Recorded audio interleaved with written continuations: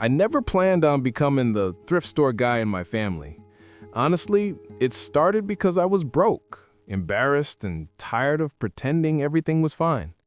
I would walk into those dusty aisles with my head down, hoping no one from my neighborhood saw me digging through racks of used jackets and bins of random electronics. My family joked about it constantly, calling it my trash hunting hobby, and asking if I was finally collecting enough junk to decorate my imaginary mansion. They laughed harder when I showed up to a birthday party wearing a pair of sneakers I had found for $3, telling me I should just accept that some people weren't made for success. But the thing is, I kept going back. Not for the laughs or the judgment, but because every time I stepped into a thrift store, I felt like I was searching for a way out. I didn't know what I was looking for, I just knew I had nothing to lose. And one quiet afternoon, while everyone else in my life thought they already had me figured out, I picked up something that would flip my entire year, my finances, and my identity upside down. Back then, I didn't even know the word reselling. All I knew was that if I found something valuable for cheap, maybe I could flip it online and make enough money to pay off one late bill. It sounded simple, almost stupid, but sometimes the simplest ideas are the ones people laugh at the most. My family's jokes kept getting louder, and I kept pretending it didn't bother me, even though every comment cut deeper than the last. Still, I kept searching, posting, learning, failing, trying again. Day after day, those dusty thrift store shelves became my escape, my therapy, and eventually, my quiet rebellion. It was during those long nights listing items online that I realized something. No one was coming to save me. If I wanted a different life, I had to build it myself, even if people called me crazy for trying. And before I tell you exactly how one tiny find exploded into a six-figure year, do me a favor. If you're someone who's ever felt underestimated, overlooked, or laughed at, hit that subscribe button so you don't miss any of these stories. Now, let me take you back to the moment when everything, absolutely everything, started to shift. The day everything shifted didn't feel special at all. It was one of those slow afternoons when the sky looked tired and the air smelled like rain, and I had exactly $0 left after paying the last overdue bill I could afford. I remember standing in my tiny kitchen, staring at a cracked mug, thinking about how my life somehow felt just as chipped and uneven. But I grabbed my keys, walked out the door, and headed to my usual thrift store anyway, not because I was hopeful, but because staying home felt worse than hunting through shelves of forgotten things. The store was quiet when I walked in, almost too quiet. Like even the building knew something was about to happen, but didn't want to warn me. I passed the usual sections, the wobbly furniture aisle, the mountain of mismatched mugs, the rack of coats that smelled like old basements and winter memories. Nothing new, nothing exciting, nothing worth flipping. I was about to leave when an older man who worked there nodded at me. He always saw me digging around in the weirdest bins, but he never judged. That day, though, he pointed toward a cart of items that had just been rolled out and said softly, "Fresh stuff. You might want to take a look before the others do." Something in his tone made me pause. I walked over and started digging. A stack of picture frames, a random DVD player, a box of Tangled chargers, nothing impressive. Then my hand hit a wooden case. It was small, solid, heavier than it looked. I pulled it out slowly. The wood had scratches, the hinges looked old, but the latch clicked open with a clean metallic sound that didn't match the exterior at all. Inside, wrapped in a faded blue cloth, was a camera. Not a cheap one, not a disposable one, a real camera. The kind of camera people talked about in photography forums and collectors groups. I didn't know much about cameras then, but I knew enough to recognize that the brand engraved on the front was serious. I felt my heart beat in my throat. This was either something worthless or something that genuinely didn't belong in the thrift store.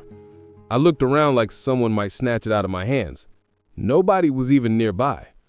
The price tag said $8. $8.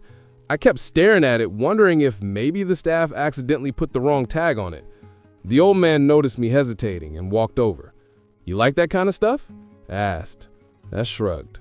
I honestly don't know anything about it. He smiled in this small, knowing way. Sometimes the good things are the ones you learn along the way. If you want it, take it. Came in this morning. That was all the push I needed.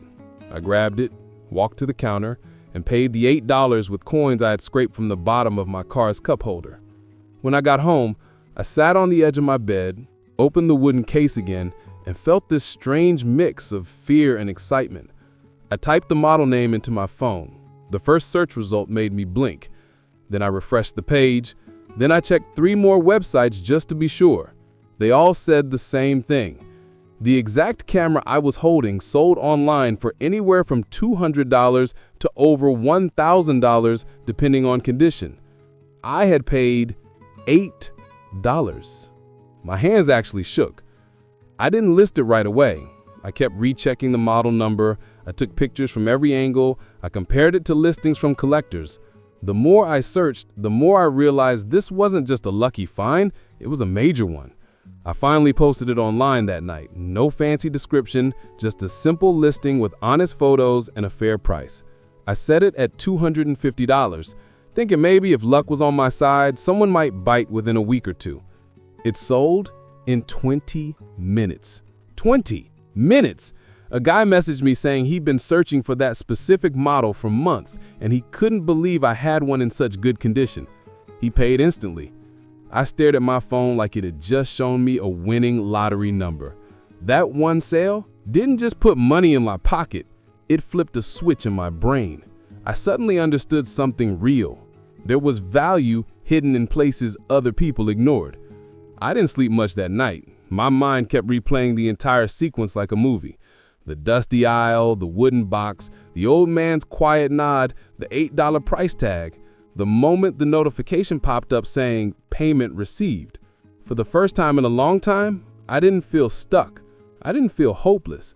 I didn't feel like the punchline of my family's jokes.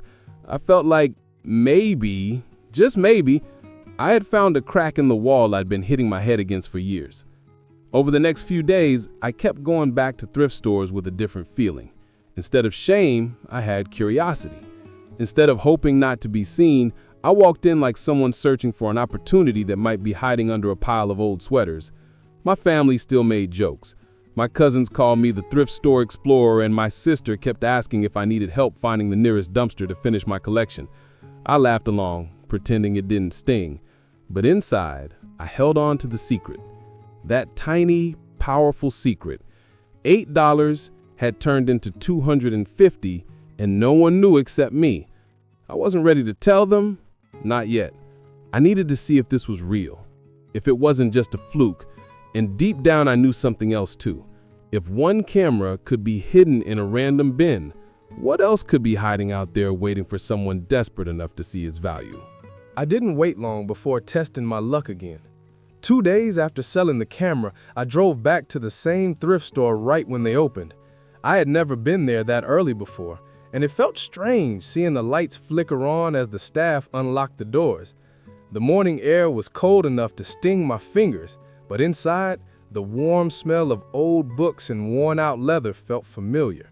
I didn't know if lightning could strike twice, but I was willing to look for the clouds. I walked straight to the electronics section, checking every shelf twice, but nothing stood out. A couple of DVD players, an old gaming console missing half its cables, a stack of radios that crackled when touched. Not worth it. I moved to the shoes, the jackets, the random home goods, trying not to let disappointment take over. That excitement from the first win made me hungry for another, and that hunger hit harder when the shelves looked empty. I was about to leave when the same old man from before appeared beside me. He didn't say much, just nodded toward another cart being rolled out near the back. I didn't want to look desperate, so I waited a second before walking over. But inside, I felt like a kid on Christmas morning. This cart wasn't as full as the last one. A few books, a set of coasters, a broken lamp. But then, something caught my attention. A pair of boots. Not just any boots. Heavy-duty work boots with thick stitching and a brand logo I recognized from construction forums I browsed while daydreaming about better-paying jobs. I lifted them, feeling the weight, They looked barely worn, maybe tried on once or twice. The price tag said $12. I didn't know their exact resale value, but I knew the brand was expensive new. I checked the soles, the leather, the laces. Perfect condition. I grabbed them without hesitation. Before I checked out, I kept browsing. Something else told me this store had more hidden treasures. I walked through the aisles again, slower this time, letting my eyes adjust to the clutter. That's when I saw a stack of board games. I had ignored them the last time because they looked old, but now, with fresh curiosity, I crouched down and started checking each box. Most were missing pieces, but one felt heavier. It was a vintage strategy game with a faded cover and a price tag of $3. I shook the box lightly. Nothing rattled. That was a good sign. I put it in my cart. By the time I reached the checkout counter, I had spent $15 on the boots and $3 on the game, $18 total. I wasn't sure if I had struck gold again, but I felt the same spark I felt when I held the camera. I listed the boots that afternoon for $80, thinking they might sell within a week. They sold in 2 hours. The person who bought them messaged me saying she had been searching for that exact model for months because the new price was almost $200. She picked them up that evening. When she left, I stood there holding $68 profit from a $12 purchase and felt something shift inside me again. Then, I listed the game. Vintage board games had a small but passionate audience, and within 1 hour, a collector messaged me offering $50 if I could ship it the next day. I packaged it carefully using bubble wrap from an old electronics box and sent it out the following morning. That was the moment I realized I wasn't chasing luck. I was learning the skill. I started reading everything I could about reselling. Forums, Reddit threads, YouTube videos, old websites with faded tutorials. I learned about brands, about rare items, about discontinued products people paid a premium for. I learned how to inspect things quickly, how to negotiate prices, how to write listings that actually caught attention. But I didn't tell anyone. Part of me wanted to keep this new world to myself. Another part didn't want to give my family more reasons to mock me if it all fell apart. My cousins had already turned my thrift store trips into a running joke. My mom kept asking why I was wasting gas to bring home other people's leftovers. My uncle called me the treasure hunter every time he saw me. I pretended it was funny, but inside, I was building something I wasn't ready to defend yet. Weeks passed, and each week I got better. I found a pair of designer jeans for $5 that sold for $75, a sealed puzzle for $2 that a collector bought for $40, a set of speakers for $20 that sold for $120. None of these numbers were huge alone, but each one felt like a brick being laid in a foundation no one else could see. And then came the moment that pushed everything forward. It was a rainy Friday afternoon. I almost didn't go out at all because my car was acting up and I was exhausted from a long week of work, but something inside me kept whispering to just check one store, just one more time. So I went. The store was busier than usual, probably because people didn't want to be stuck outside in the rain. I squeezed through aisles, checked shelves over people's shoulders, waited for gaps to open. Nothing. No boots, no cameras, no heavy boxes hiding treasures. I was about to walk out when I spotted a glass case near the front that I always ignored because the items inside were usually overpriced. But something shiny caught my eye. I stepped closer. Inside was a watch. The kind of watch you usually see in those fancy glass counters at high-end malls, not sitting behind a fingerprint-covered thrift store display. It wasn't a luxury brand, not the kind that sells for thousands, but it was a well-known outdoor adventure watch with features collectors loved, and it looked pristine. I asked the cashier if I could see it. She unlocked the case and placed it in my hand. It felt sturdy, cold, high quality. I flipped it over to see the back plate. Limited edition. That phrase alone made my heartbeat pick up. The price tag said $25. I didn't even question it. I bought it. When I got to my car, I looked up that exact model on my phone. The first listing I saw made me gasp out loud. The watch sold regularly for over $200. Some limited edition versions sold for nearly $400. I listed mine for $275. It sold overnight. That sale felt different, bigger, like a door opening somewhere inside my mind. 3 finds in a row. 3 wins. 3 reminders that value hides in plain sight, waiting for someone desperate enough, curious enough, stubborn enough to see it. By the end of that week, I had made nearly $400 profit. It wasn't life-changing money yet, but it was the first time in a long time that I felt momentum. Real momentum. The kind of momentum that whispers that the thing everyone laughed at isn't a joke at all. The momentum felt good, but it also scared me. Every time I made a profit, a small voice in the back of my mind whispered that it could all fall apart. That maybe I just got lucky 3 times in a row. Maybe the next visit would be a dead end, or worse, a reminder that people like me weren't meant to catch breaks. But I didn't stop. I kept going because something inside me finally started to believe in myself in a way I hadn't felt since I was a kid. I kept a notebook in my car where I wrote down everything I learned.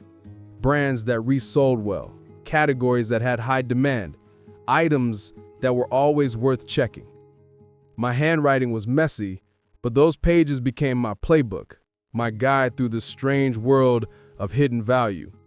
One morning, after a long night of packing orders, I woke up to an email from an online marketplace telling me I had reached top-rated seller status. It didn't mean much to anyone else, but it meant everything to me.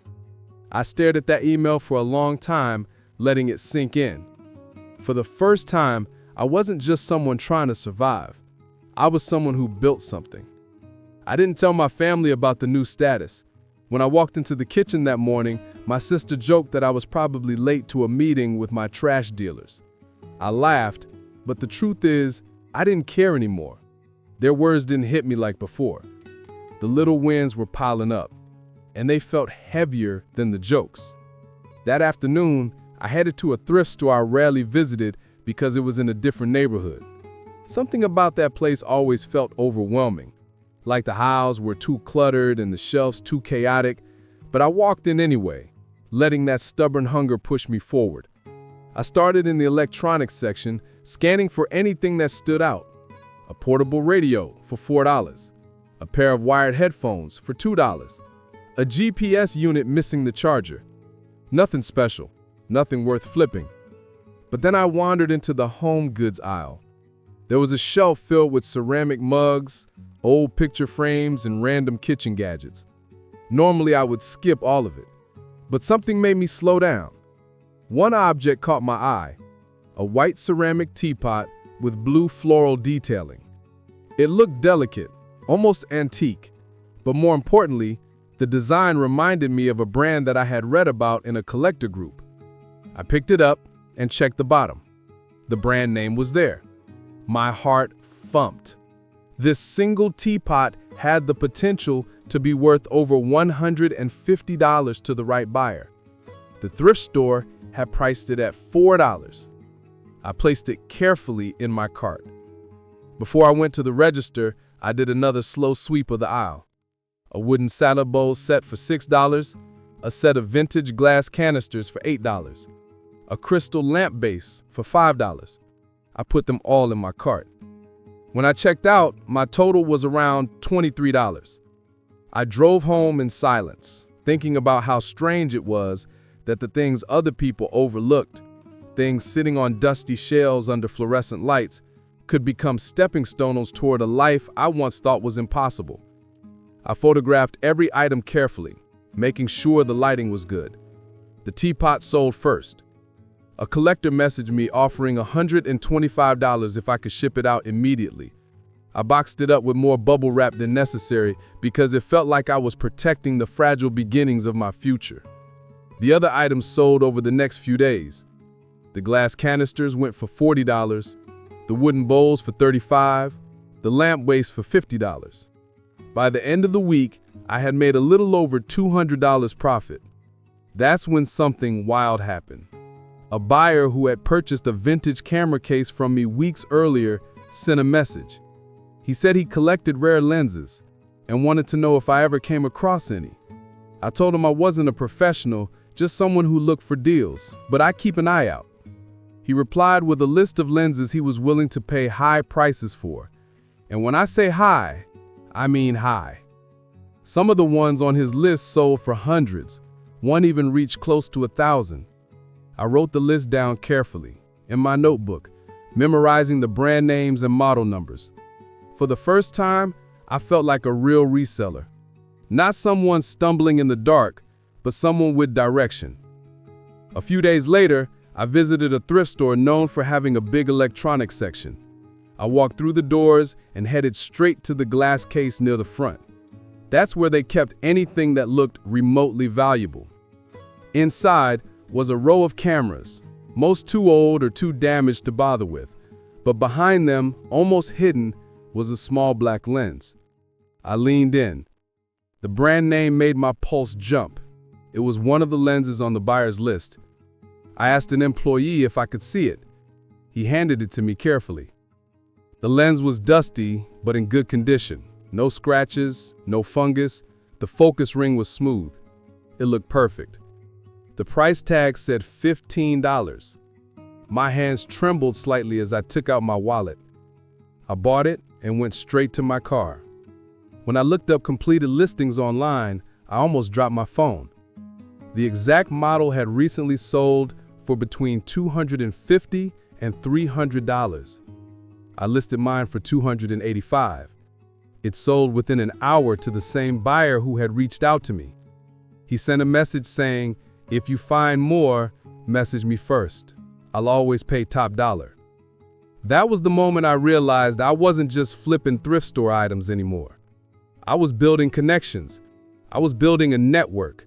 The kind of network successful people talked about in interviews, but never explained how to create. And here I was, creating it accidentally. I started visiting thrift stores in different cities when I had time off, places I had never seen before.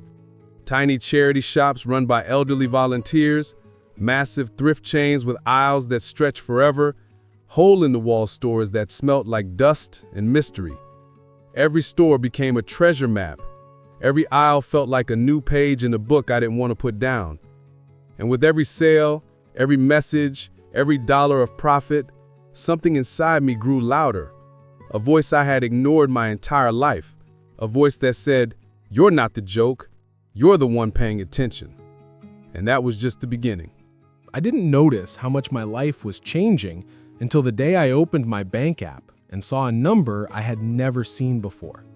It wasn't huge by millionaire standards, but for someone who had spent years juggling overdue bills and pretending things were fine, seeing over $1,000 sitting there felt unreal.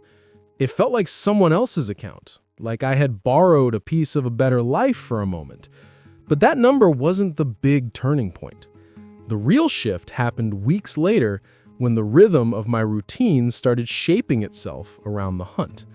I woke up early, visited thrift stores before work, shipped packages during lunch breaks, and listed items late at night while the rest of the house slept. My family noticed the change, but instead of asking, they joked even harder. My mom said I should get a punch card for the thrift store. My uncle told me I should start a reality show called Dumpster Riches. My sister kept saying I was one bad find away from proving I had been wasting my time all along. But their words didn't hit the same anymore. Not after the camera sold, not after the boots, not after the watch, the teapot, the board game, the lens. Each sale felt like a small shield. It didn't make me arrogant, it just made me quietly stronger. I kept building my notebook, filling page after page with anything I learned.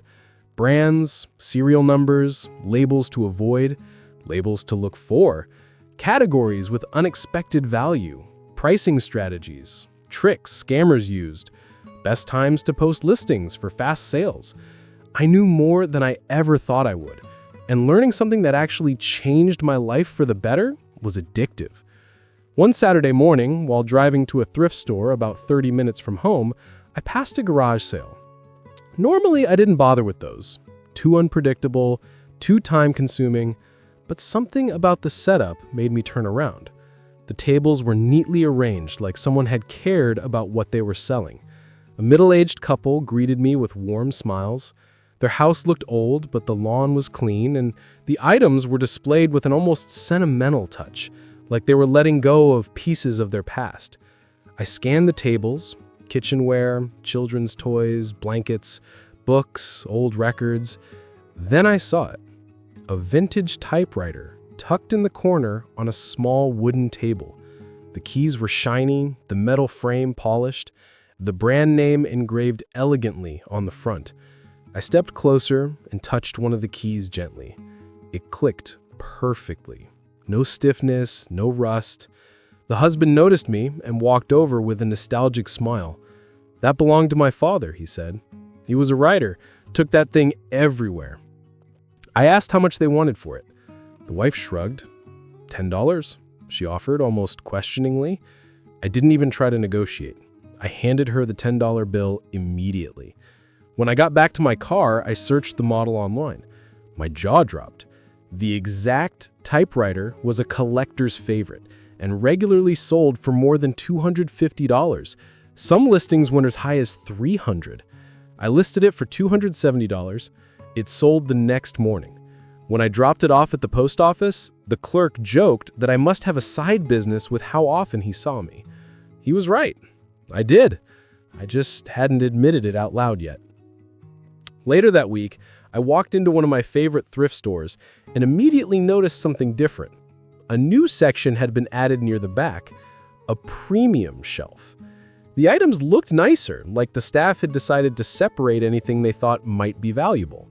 A lot of resellers hated this because it meant higher prices, but I actually liked it.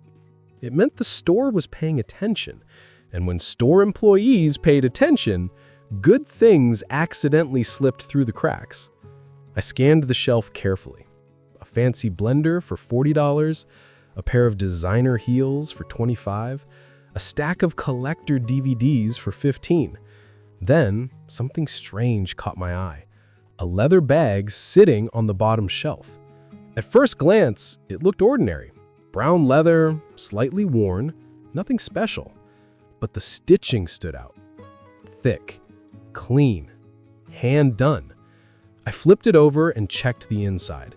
There, pressed lightly into the lining, was a brand name I recognized immediately. A luxury brand. The kind that charged hundreds, sometimes thousands, for handmade leather bags. I held it up, pretending to examine it casually, but inside I was panicking. The price tag said $12. $12! I walked straight to the register, trying not to look suspicious, like someone who had just stumbled upon a treasure chest in the middle of a supermarket. When I got to my car, I searched the model. My jaw dropped. Used bags from that brand sold for anywhere between $250 and $600, depending on style and condition. Mine was in excellent condition. I listed it for $395. It sold within 3 hours. The buyer messaged me saying that she had been searching for that exact model for years and couldn't believe she had found one for such a good price. That day, I made more money than I used to make in an entire week at my regular job. That was the moment I realized something huge. I wasn't just finding things. I was recognizing value before other people did. And that's a skill people spend years trying to learn. My relationship with thrift stores changed after that. They weren't just places full of strangers' leftovers, they were opportunities. Chances to rewrite pieces of my life one sale at a time. But it wasn't always perfect. Some days I walked out with nothing. No treasures, no hidden gems, no secret finds. Just the heavy feeling of disappointment sitting in my chest. On those days, the jokes from my family felt louder. "Did you find any priceless trash today?" asked my uncle once. "Or did the other resellers beat you to the dumpster?" I wanted to snap back, to tell them how much I had made, but I didn't. I wasn't ready to reveal anything. Not until I had something undeniable. A success so big it would silence every joke, every insult, every smirk. And that success was coming. I could feel it building. I could feel something bigger than anything so far sitting just out of sight, waiting for me to take one more step forward. I didn't know it yet, but the breakthrough that would change everything was only a few days away. It started on a quiet Tuesday morning when I walked into a thrift store I almost never visited because everything in there felt overpriced and messy, like chaos pretending to be order. But something pulled me inside that day. Maybe it was intuition, maybe luck, maybe just desperation. But whatever it was, it guided me straight toward the back corner where they kept donations that were still being sorted. A sign said employees only, but the area wasn't blocked off, so I hovered near the edge, pretending to look at a shelf of cookbooks. That's when I saw one of the workers roll out a large container on wheels, filled to the brim with random electronics. Broken keyboards, cables tied in knots, old cameras, remotes for TVs that probably didn't exist anymore. Normally, this wasn't a promising sign. Usually bins like that meant waste, not opportunity. But I inched closer anyway. Something small was buried under a pile of tangled wires, and a faint red reflection caught my eye. I pushed the mess aside and pulled it out. A red metal case, small enough to fit in my hand, with a black latch on the front. It felt heavy, like something important lived inside. I opened it carefully. Inside was a lens. At first, I thought it was just another basic one, the kind that sells for $20 if I'm lucky. But the engraving on the side made my breath stop. It was the same brand from the collector's list, not just any model, one of the rare ones, one of the ones that collectors called gold finds. I checked the glass. Clean. No cracks, no fungus, no haze. My heart was pounding so hard I could hear it echoing in my ears. I looked around.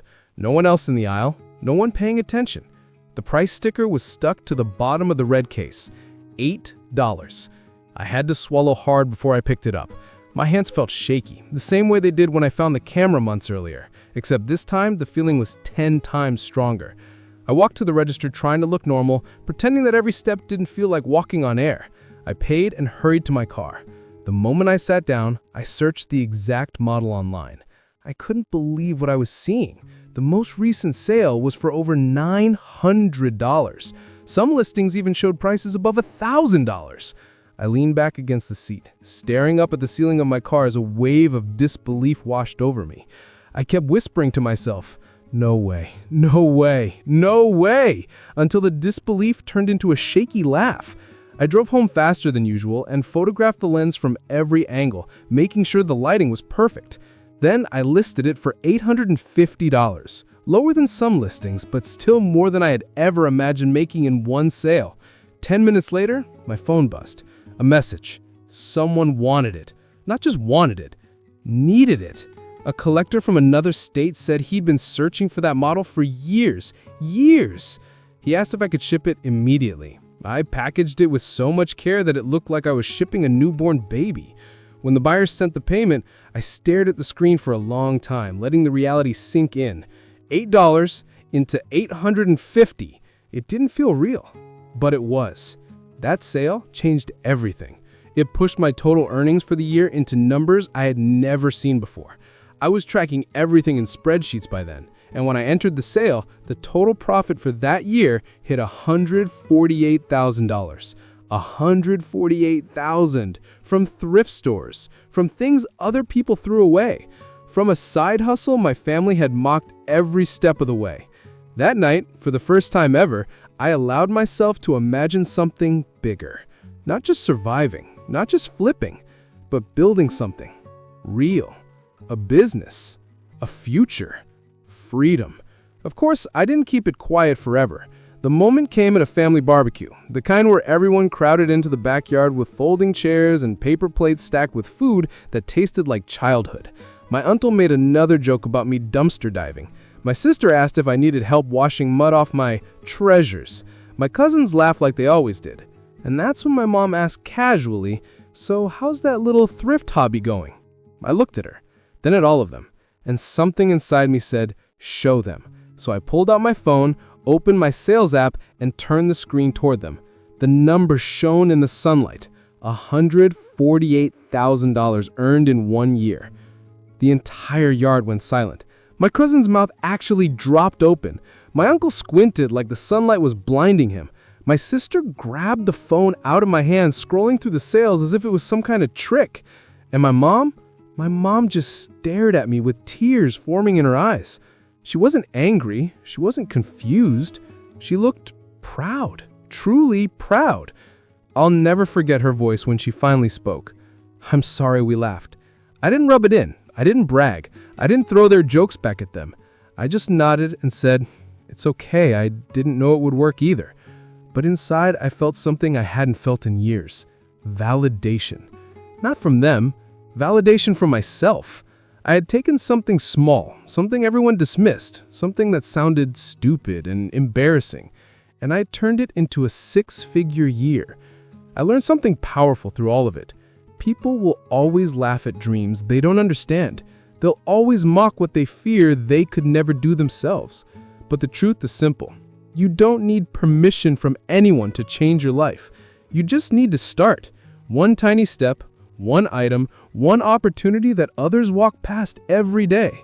And when that opportunity pays off, when that small decision builds into something unbelievable, those same people who laughed will stare at you like they're seeing you for the first time. And if you're listening right now wondering if your idea, your hustle, your crazy plan could ever amount to anything, let my story be the proof that it absolutely can. Because if a broke nobody digging through thrift store bins can turn $8 into $850 and end a year with $148,000 in profit, imagine what you can do when you stop listening to everyone laughing and start listening to yourself.